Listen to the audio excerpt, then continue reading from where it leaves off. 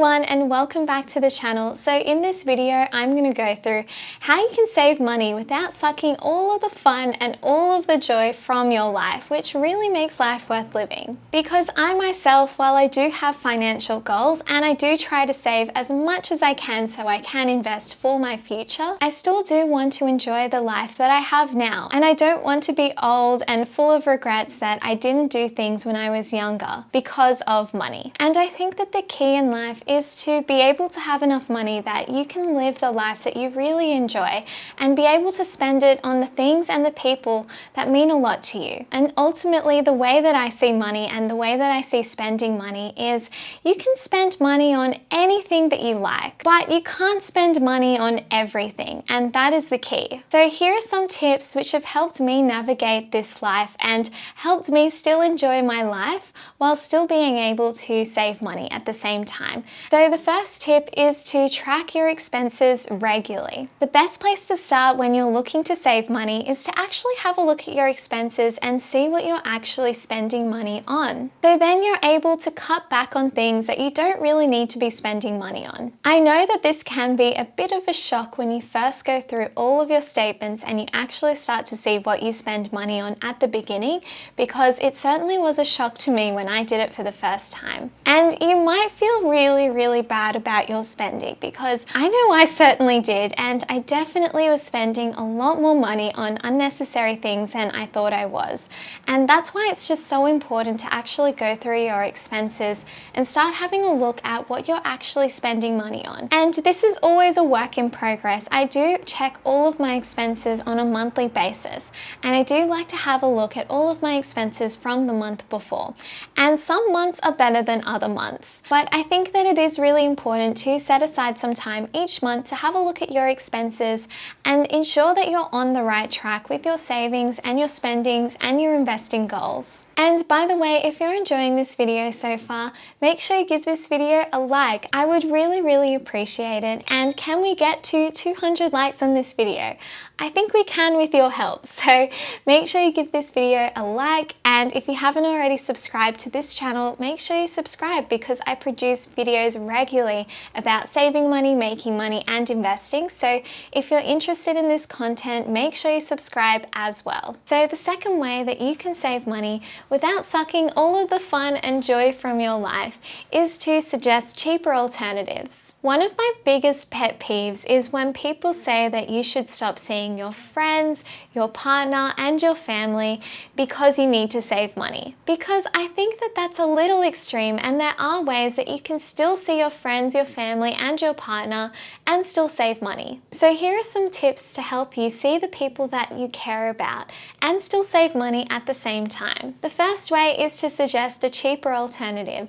So for example, if you're planning with your friends to go out to eat somewhere, maybe you could start suggesting some cheaper alternatives and just let your friends know that you're trying to save money and you prefer to go to a cheaper alternative. Don't be afraid to say that you are trying to save money, because there are probably a lot of other people that are in the same boat as you, and your friends will probably be wanting to save money as well. So another way that you can save money and still see your friends and family is to go to somebody's house instead of going to a restaurant and spending $50 or more on food. I personally have my friends over all the time, and I actually invested in some board games earlier this year. And if you're not into board games because you've played Monopoly in the past and you're a bit sick of it, I promise you there are actually some really cool board games out there on the market. Some of the board games that I have at home that I really enjoy playing with my friends include Coup and Codenames. I think that spending money on things like board games where you can get a lot of fun and a lot of use out of them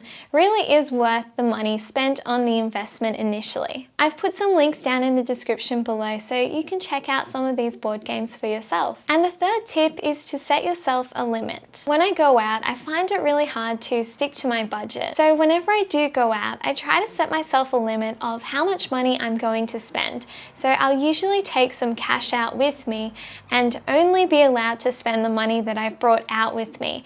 And this just helps me not spend too much money when I am going out. So the third tip is to save as much as you can on essential purchases. There are some things that you spend money on each month regardless of what's happening in your life. And And these things include your housing, including rent or mortgage, your car, your electricity. One of the biggest things that has helped me save money is trying to spend as little as possible on these essential purchases. You've probably seen my home tour, and if you haven't, I've put a link up here so you can watch this video after this one. I bought an apartment in Sydney last year, and I could have saved up for another 2 years and gotten a bigger apartment, but personally I didn't really want to do that because honestly, I don't really need anything bigger than the place that I have now at this point in my life. And I would have rather spend less on housing so that I can save more money and invest more money, and also have the option to be able to go on a holiday somewhere nice. And it's the same thing with my car.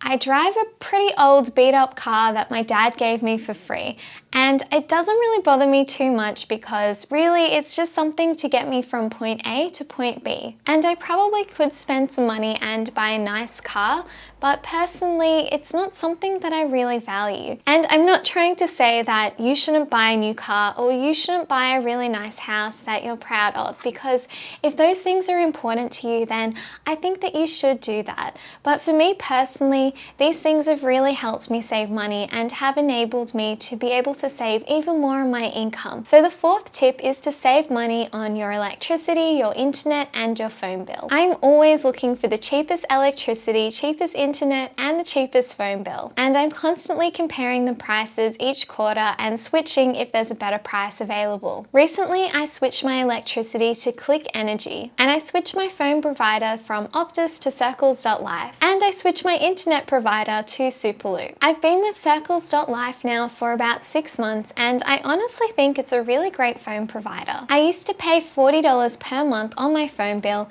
and now I only pay $28. And I've put a link down in the description below to Circles.life so you can check them out for yourself. And if you use my link, you can get $10 off your phone bill for 12 months. And if you are enjoying this video so far, and you know a friend who would really enjoy these videos as well, I would really appreciate it if you could share this channel with one of your friends. It would really help me out and help me reach a wider audience. So the fifth tip is to meal prep. Meal prepping is one of the easiest ways to save money. I quickly realized that buying lunch and dinner out at restaurants can really add up over time. If you're buying your lunch and your dinner out, the average cost for each of those meals is about $15. And in a year, it will cost you almost $11,000. And spending about $100 to $150 on groceries each week means that you can eat so well and still save about $100 per week on food, which will save you about $5,000 on food each year. So if you don't already cook at home and make your own meals, especially for lunch and dinner, I do highly recommend you try to do that at home, because you can save a lot of money over your lifetime. I wasn't really good at cooking when I first moved out of home, and it honestly scared me a little bit, but over the years I have tried to develop my skills in cooking, and I think that it's such an important skill to know. And I would love to know down in the comments if you guys cook and if you enjoy cooking. So the sixth tip is to make your coffee at home. I used to get a coffee every day at a cafe, and it would cost me $4.50 each time, which was costing $1,100 per year in coffees. Then I got a coffee machine. I spent $750 on this really good Breville coffee machine and a really nice grinder to go with it as well. And honestly, it tastes exactly the same as going out and going to a cafe and getting a barista made coffee. And I'm only spending $30 on coffee beans each year. And after just 1 year, I've already saved $400 on what I used to spend going out to cafes and buying a coffee there. If you're a big coffee drinker like I am and you do drink a coffee every day, I think that having a coffee machine and investing in a really good quality coffee machine can save you a lot of money in your lifetime, especially when you are buying your coffees at cafes often. So the seventh way to save money without sucking all of the joy from your life is to prioritize what's important to you. I think that when it does come to saving money, you do need to start to work out what's important to you and what do you want to spend money on and what's not so so important to you and stuff that you don't really need to spend money on. I used to spend a lot of money on things like getting my nails done, getting my hair done often, getting my eyelashes done, and these things can really add up. And what I realized at the end of the day was those things didn't really make me happy, and I would rather spend less money on those things and be able to save and invest more money for my future. Whereas I do know some of my friends who do like to spend money on those things, and those things truly make them happy. So I'm not trying to tell you to spend money on nothing, because ultimately this is your life and you should live it the way that you want to live it and spend money on the things that make you happy. But I think it is important to really look at your expenses and start to narrow down what's important to you and what's not important to you, because you can spend money on anything, but if you spend money on everything, then your future self won't be too happy because there won't be enough money for your future self. And the 8th way that you can save money without sucking all of the fun and joy from your life is to save money on your shopping. And to do that, you can use an app like Cash Rewards. Cash Rewards is a site which can give you cash back on your purchases completely for free.